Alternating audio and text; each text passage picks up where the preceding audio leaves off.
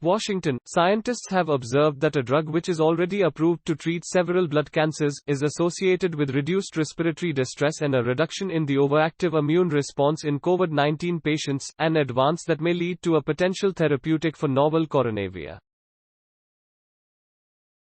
According to the researchers, including those from the National Cancer Institute in the US, the cancer drug acalabrutinib blocked the protein Bruton tyrosine kinase (BTK) in COVID-19 patients, and provided clinical benefit to a small group of them. The study, published in the journal Science Immunology, noted that the findings should not be considered clinical advice, and remain to be tested in a randomized, controlled clinical trial. The BTK protein, according to the scientists, plays an important role in the immune system, including in macrophages, which are immune cells that can cause inflammation by producing proteins known as cytokines. These proteins, the researchers said, act as chemical messenger that help to stimulate and direct the immune response. In some patients with severe COVID-19, the study said a large amount of cytokines are released in the body all at once, causing the immune system to damage the function of organs such as the lungs, a process known as a cytokine storm. The current study involved 19 patients with a confirmed CO.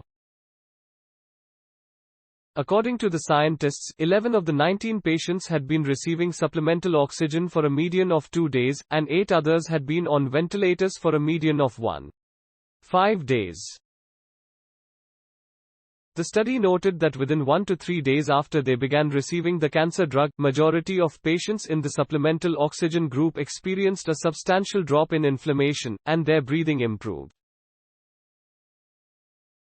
It said 8 of the 11 patients were able to come off supplemental oxygen, and were discharged from the hospital. Although the benefit of acalabrutinib was reported to be less dramatic in patients on ventilators, the scientists said 4 of the 8 patients were able to come off the ventilator, 2 of whom were eventually discharged.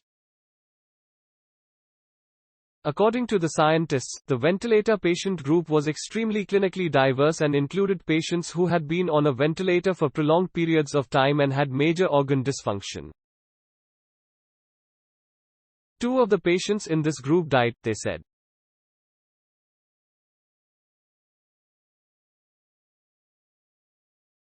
An analysis of blood samples from the patients revealed that the levels of interleukin-6 (IL-6), a major cytokine associated with hyperinflammation in severe COVID-19, decreased after treatment with acalabrutinib. The scientists said counts of lymphocytes, an immune cell type associated with worse outcome in COVID-19 patients, also rapidly improved in most patients. Based on these findings, they suggested that acalabrutinib may have been effective since its target, BTK, is hyperactive in severe COVID-19 immune cells. However, in a note of caution, the scientists also mentioned in the study that the most common adverse events associated with long-term acalabrutinib therapy included low-grade headache, diarrhea, pyrexia and upper respiratory tract infections. They said the safety profile of acalabrutinib in P.